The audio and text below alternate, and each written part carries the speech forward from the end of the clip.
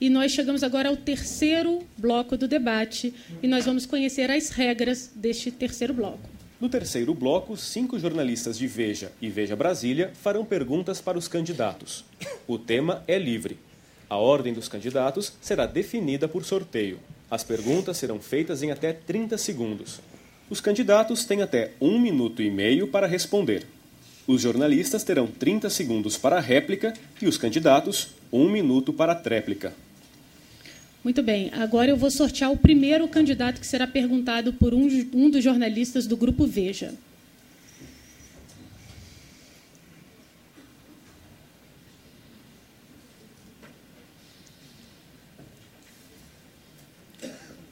É o candidato Toninho do PSOL. Toninho do PSOL vai ser perguntado. Clara Becker, por gentileza, ela é repórter de Veja Brasília.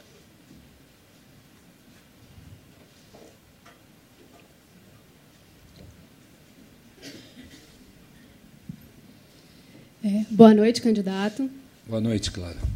O programa de governo entregue por sua coligação, a Frente de Esquerda, tem 29 páginas, das quais 17 tratam de questões do partido e não do Distrito Federal. A parte do programa de governo referente ao DF começa na página 17 e é uma cópia de um discurso do deputado Chico Alencar, de maio de 2010.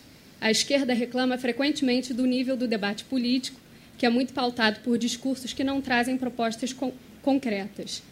A minha pergunta é a seguinte: por que sua coligação não apresentou um programa de governo com propostas originais para o Distrito Federal e preferiu usar um antigo, no qual a mais aparente atualização foi substituir a sigla do PSOL pelo nome da coligação Frente de Esquerda? Tempo, candidato. O senhor tem 1 minuto e meio. Ok. Clara, seria preciso ler todas as páginas do nosso documento, porque ali estão consignadas as propostas de programa. Agora, um programa do PSOL é ideológico. É um programa que tem conteúdo, que orienta as propostas que nós listamos a seguir no mesmo documento. Lá estão as propostas para a educação, para a saúde, para a segurança pública, para o combate à corrupção, sobre transporte público e mobilidade, inclusive com essa denominação que eu estou te falando, as propostas para o saneamento, para o investimento em emprego, para a habitação, para o meio ambiente e para os direitos humanos. Eu estou falando de forma sintética, porque o programa é completo. Então, a crítica pode ter um conteúdo válido por ser um programa tão extenso. Normalmente, os candidatos, de fato, registram programas para não cumpri-los. Os partidos tradicionais fazem isso, os partidos da direita, do centro e as espúrias alianças que se formam nesse processo eleitoral. O pessoal tem programa, tem ideologia, é um programa de esquerda, socialista, e nós sabemos a direção para onde nós indicamos os nossos métodos, princípios e objetivos gerais do nosso programa. Mas o senhor está escrito que o programa de governo ele tem como base as diretrizes nacionais, mas são adaptadas e aplicadas à realidade local e do entorno do Distrito Federal, mas não parece, não é o que a gente lê, né? Grande parte é uma cópia ainda de 2004 do programa da Fundação do PSOL, e aborda, inclusive, temas de política externa que não possuem nenhuma relação com as atribuições do GDF. E aí eu vou ler aqui uma página que vocês manifestam gastam bastante espaço para manifestar o apoio irrestrito à luta do povo saharaui pela constituição da República Árabe Saharaui Democrática no território da colônia espanhola. Eu queria perguntar se o senhor acha que não valia mais a pena pensar em questões locais, os moradores do DF estariam mais preocupados com isso. O senhor tem agora 1 minuto, candidato Toninho. Olha, gente, registro que estive no deserto do Saara, visitei os acampamentos do povo Sahauri. O único povo que fala espanhol era de uma colônia espanhola ali, tem toda ligação com o nosso país, gostam do Brasil e é um povo que luta por liberdade contra o domínio do Império do Marrocos. e o PSOL é internacionalista. Apoiamos essa luta, apoiamos os cubanos, apoiamos os nicaragüenses, apoiamos o povo do extremo norte do nosso planeta, por exemplo, de língua portuguesa, que está lá lutando por um país também livre e justo. Então, isso faz parte do programa do PSOL e não abrimos mão desse princípio internacionalista. Faz parte da nossa gênese. Nunca escondemos de ninguém, por isso está escrito lá no programa. Muito obrigado. Muito obrigada. Agora nós vamos passar ao sorteio do segundo candidato.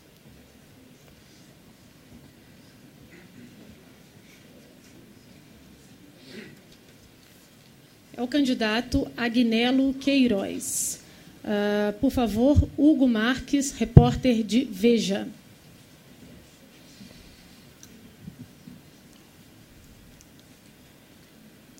Governador, a agência de publicidade que trabalha para o governo do Distrito Federal, Agnello Pacheco, contratou a empresa Sarquis Comunicação para fraudar perfis na internet.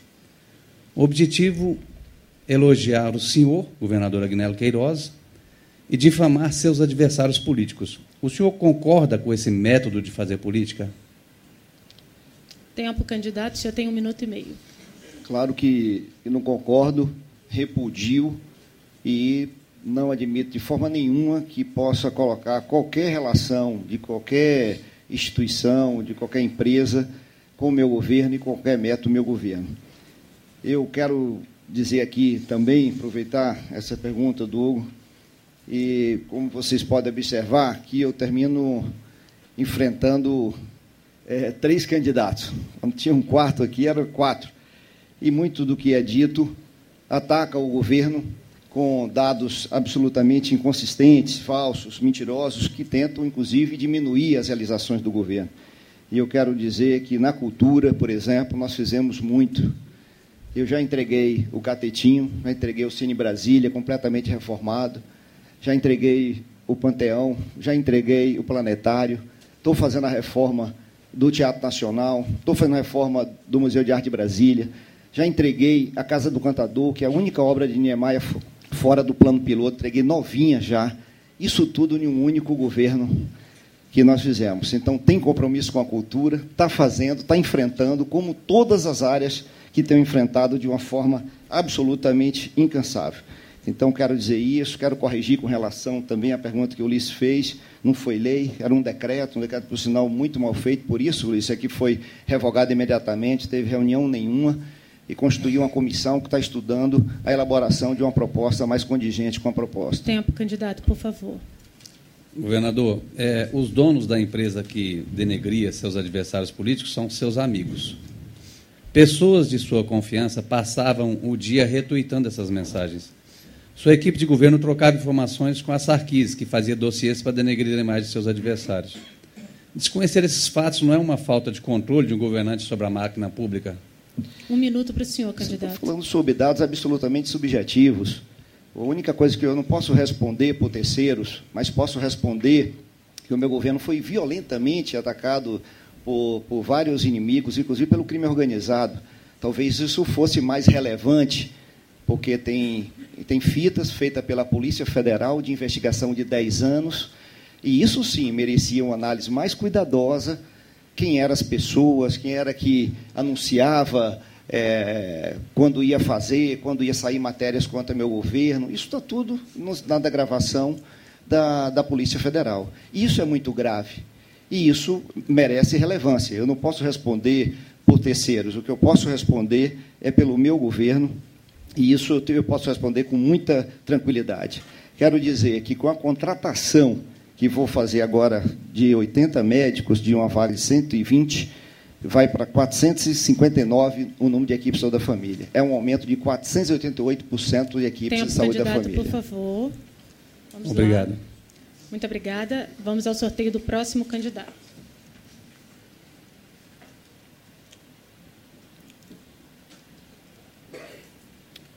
Luiz Pittman é quem responde. Por gentileza, Gabriel Castro, de Veja.com.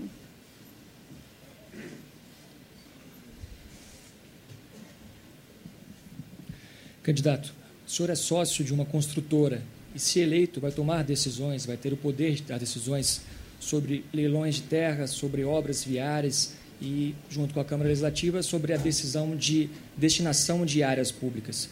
O senhor não considera que há um conflito de interesses insolúvel nessa situação? Gabriel, ótima pergunta. Eu sou sócio de uma construtora que, coincidentemente, nunca fez um contrato com o governo do Distrito Federal.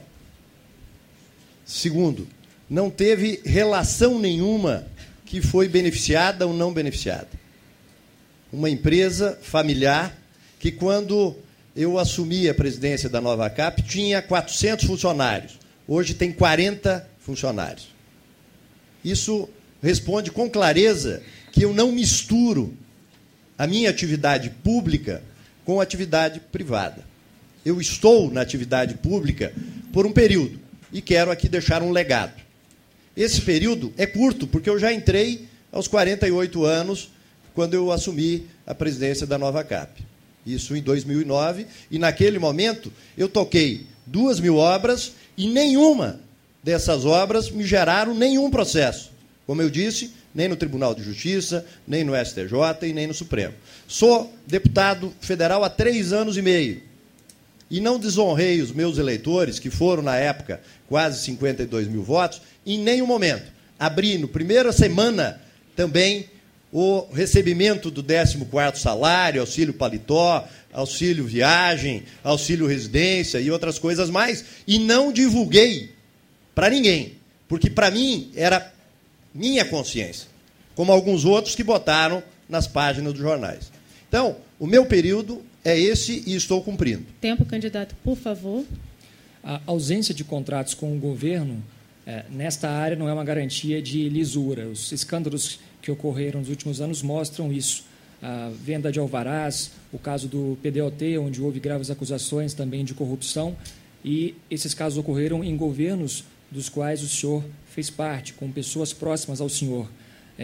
Então, insistindo, qual é a garantia que o senhor pode dar, já que o histórico do senhor não parece uma garantia suficiente para isso? Tempo para o senhor, 1 minuto. Não sei onde você pegou no histórico que não é uma garantia, porque se eu disse que a minha empresa tinha 400 funcionários e hoje tem 40, vai continuar com 40, até porque enquanto eu estiver cuidando da coisa pública, a minha empresa, nem para vender apartamentos para particulares e vice-versa, tem atuado. E vai continuar assim. Tá? Justamente porque eu entendo com clareza, não dá para misturar as coisas. A população hoje, até mesmo por tudo que aconteceu no Distrito Federal e no Brasil, principalmente com esse último fato que a Veja publicou de primeira página lá na Petrobras, demonstra com clareza que a mistura não dá certo.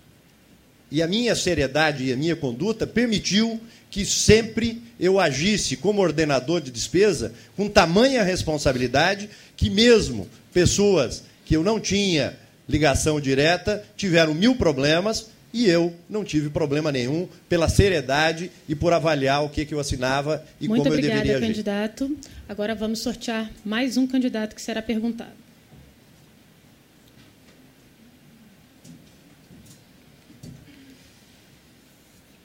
Bem, agora é a vez do candidato Arruda, que está ausente ao debate. A ele fará a pergunta Ulisses Campbell, repórter de Veja Brasília.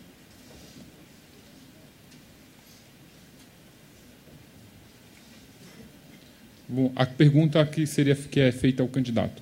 Candidato, a sua pretensão em governar é tão frágil do ponto de vista jurídico que o senhor foi obrigado a contratar os melhores advogados da cidade para manter sua candidatura de pé. Em consulta no mercado, vi que esses advogados não saem do escritório por menos de 13 milhões de reais em causas como a sua.